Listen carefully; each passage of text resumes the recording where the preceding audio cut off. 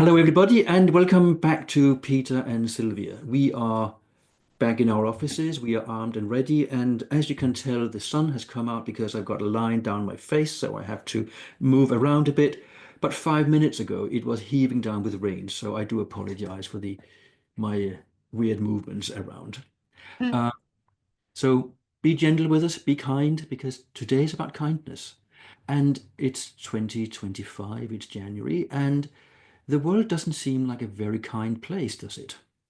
Um, Big politics is very aggressive and people are attacking each other left, right, and center in various ways. And yet, the media is full of articles about the benefits of kindness in the workplace. So, Sylvia and I have talked about this before. We've even been panelists talking about kindness 2 years, 3 years ago, back in 2022, I think it was.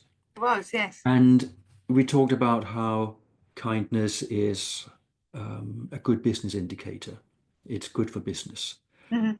And therefore, lack of is bad for business. So we thought we'd do another round of kindness because we need more of it. Indeed. Pick up on your point there for the benefit of the audience. So back in 2022, Peter and I spoke at a global risk event, and the title of our talk, or our panel, was "Is kindness profitable?" and the risk of not being kind.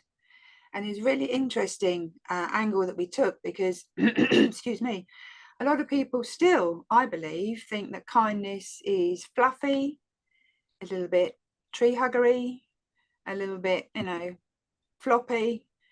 However, um, for all the neuroscience, which I'm sure we might sort of touch on a bit later, perhaps the audience can just think about for a moment when someone is kind to you, how do you feel? How does that make you feel? All those sort of things that make you feel. And then when somebody's mean to you, how does that make you feel? And for all, as I say, for all the neuroscience, how we feel when someone is kind to us makes us feel different. Our physiology changes, our outlook changes. You know, if you're kind to someone you can almost see them and go, oh, there's a physiological change. So for all the neuroscience, it does make a difference. And there's a lot just recently, as Peter said there in the media, there's been a lot of articles over the past year or so about empathy and compassion, but kindness seems to be creeping back in to the media again.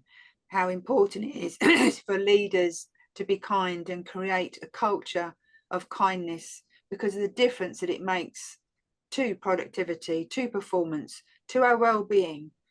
I've probably been heard of say before, a happy crew is a productive crew. And as we said before, Peter, it costs absolutely nothing to be Nothing. kind, to be kind.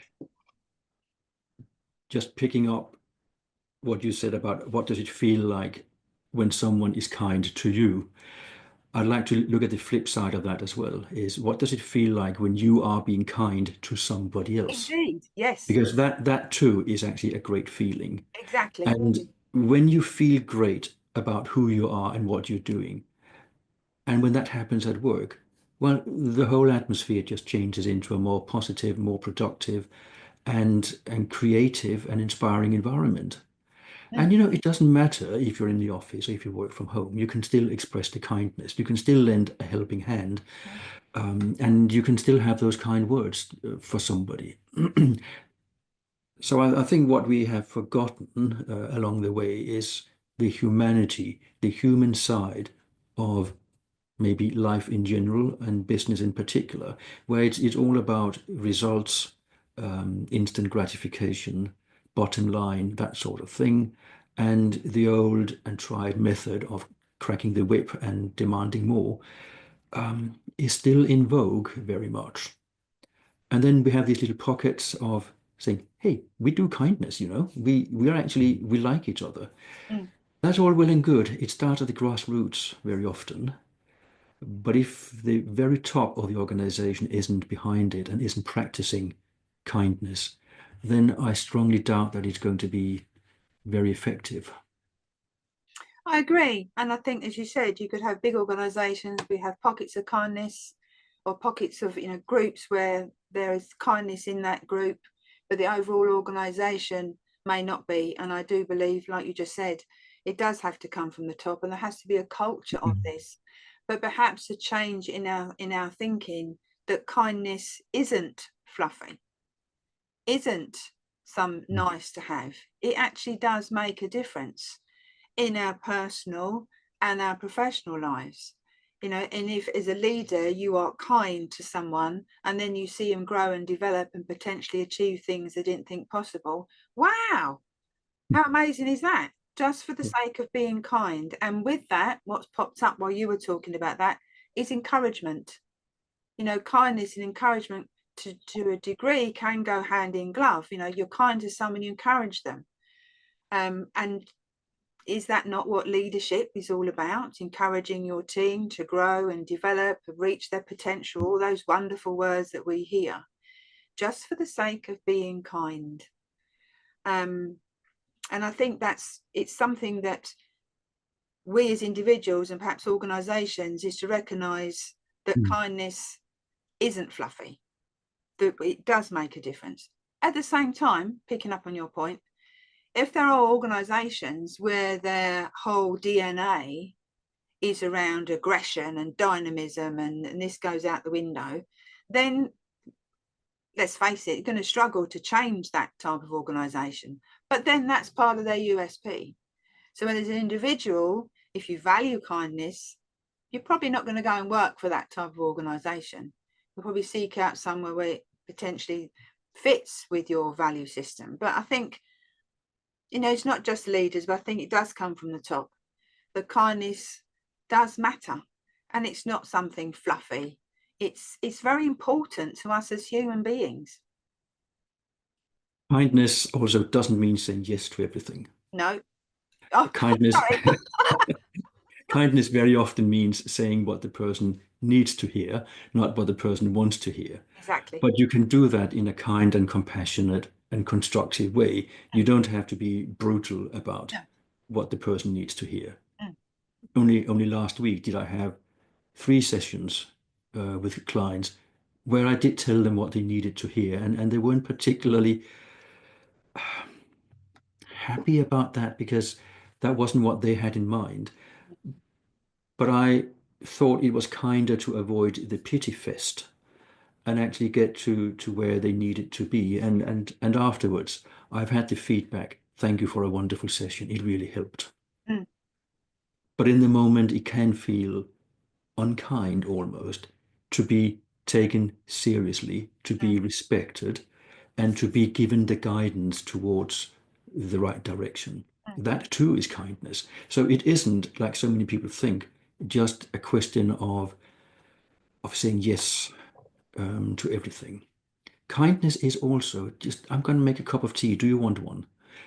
Those little things. It doesn't have to be the big overblown stuff, but the little and always just looking after each other, thinking about yourself, obviously, but also about others. Because if you only give, you will run out of something to give all of a sudden. So kindness is also about kindness towards yourself. I think picking up on your point there, that example you just gave there, your intention was to be kind, to deliver perhaps a little bit of a tricky message in a kind way. So your intention was kindness. Your intention, picking up on a word you said earlier, wasn't to be brutal, wasn't to be mean, wasn't to be unkind. You said your message in a way, your intention was to be kind. And yes, at that moment it was taken a little bit, but what wonderful feedback you got. But also, and I'm glad you brought that up, Peter, because kindness isn't always about being kind to other people. It's about being kind to ourselves too. Recognizing when we need to perhaps take a foot off the pedal a bit. Recognize when we need to take those little timeouts. That wonderful phrase that I think we've spoken about, Vincent Deary's restorative activities. Because if we give, we drain our own batteries. and it's being kind to ourselves. And there's that phrase, isn't there? We often hear, don't we? If there's anything you can be in this world, be kind. And people go, really? But it really, that's about kind to self as well. Looking after ourselves, avoiding perhaps stress or burnout, all those things. And if we have to look after ourselves, otherwise how can we look after other people? So it's a very important message about kindness to ourselves too. So as a final thought on this from my perspective is, how do you do kindness to yourself? Yes. It's not selfish, but listen to your own self-talk. When you're calling yourself names, oh, I'm such an idiot, oh, I'm no good, oh, I always mess things up, that is being unkind to yourself. And that is where you need to go and check, well, where's the evidence that I'm always messing things up? Where's the evidence that I am an idiot?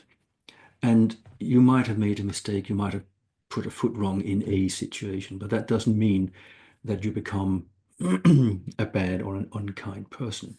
So kindness to yourself is about changing the negative self-talk, perspective of yourself into a realistic and as positive as you can. Nothing is just positive, nothing should just be negative. So it's about finding that balance. And I think that's the little exercise I want you, and thank you for watching, to try and practice. Yes, indeed. The simple things make a difference. Thank you. So thank you kindly for watching. It's been a pleasure as always. Take care and see you in the next video. Bye for now. Bye-bye.